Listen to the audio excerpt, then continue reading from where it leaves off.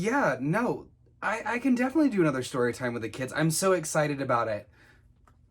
Well, you guys heard it here first. It's Mr. Cal back at it again with another awesome story time with you guys. And today I'm getting ready to read one of my favorite stories to you called The Little Dragon That Learned to Fly. Let's go ahead and get into it. Well, actually, before I get into it, I want to say thank you guys so much for joining story time with us. And as always, I hope you guys are staying safe out there and having so much fun this summer. All right, time for the story. Long, long ago, a fierce dragon lived in the mountain cave above a village called Dragonia. Nobody had actually seen the dragon, but many people had seen the hot flames of dragon's breath that poured from the cave when anybody went too close. One day, a little boy called Jake was picking flowers near the cave when he stubbed his toe on what looked like a rock. Ouch! Said the rock, which jumped up and hid behind a bigger rock. Jack was stunned. It wasn't a rock at all. I was taking a nap, complained a frightened voice. Who are you? Asked Jake. I'm the dragon, and if you don't go away, I will breathe fire all over you, stuttered the voice. After a pause, it added, Are you big? I'm bigger than my brother, said Jake. I'm 7. A bumpy green head with pointy ears and nostrils on stalks peered around the rock. That's funny, said the dragon. I'm 7 too. He came out from behind the rock. He was a surprisingly small dragon. In fact, he was no taller than Jake, with stumpy wings on his back no bigger than Jake's hands. Can you fly? Asked Jake. I've never tried, said the dragon. Never, gasped Jake. No, never. The very idea of flying made him tremble. Now please go away and don't tell anyone I'm only a small dragon, or people will start poking around in my cave and frighten me. And then he disappeared. By the time Jake reached the village, he was bursting to tell someone about the little dragon. But when he remembered how scared he had been, he decided not to. And that would have been that if the villagers hadn't been so poor that they held a meeting to decide how to get rich. I know, suggested the butcher. Let's get a knight to slay the dragon and charge money for people to watch. That was in the days when people did that sort of thing, and so the villagers all agreed that it was a brilliant idea. They invited the local knight to fight the dragon, and you should have seen the crowd that turned up. They all cheered like mad when the knight set off up the mountain, and Jake didn't see him go. He was already scurrying up the mountain to warn the dragon. Because he was in such a hurry, he didn't look where he was going and slipped.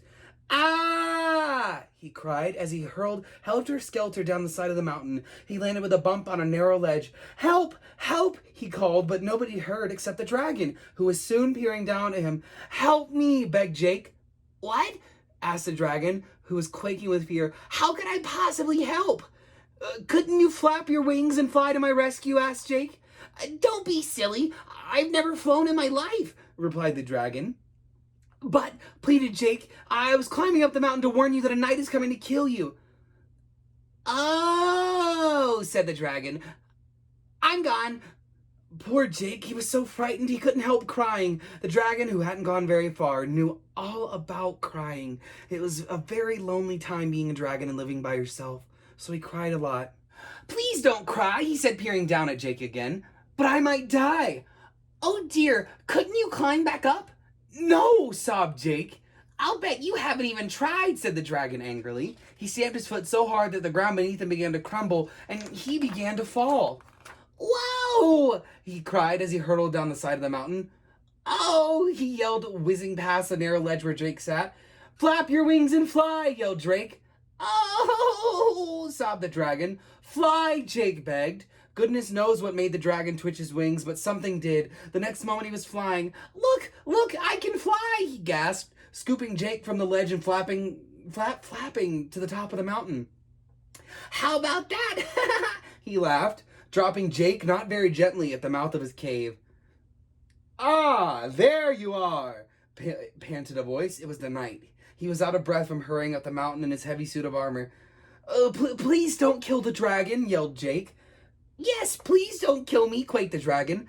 I wouldn't dream of it, exclaimed the knight. Why, I saw this brave dragon throw himself off the mountain just so he could fly to your rescue. It was one of the bravest things I've ever seen. Which is what the knight told the villagers when he brought Jake down the mountain. The villagers were so pleased that they threw a special feast in honor of the little dragon. There was dancing and singing and sandwiches and cakes and lots to drink. Everyone had a splendid time, including the little dragon, who Jake managed to persuade to join them. The little dragon made so many new friends that he couldn't remember all their names. He had never been so happy. Indeed, he was so happy that he decided to share his treasure with all the villagers, for as I'm sure you know, all dragons guard a hoard of treasure. And so the villagers were no longer poor, and the dragon was no longer lonely, and everybody lived happily ever after. That was an awesome story, guys. And again, I want to say thank you so much for joining us as always, and I hope to see you again for our next story time. All right, bye-bye, guys.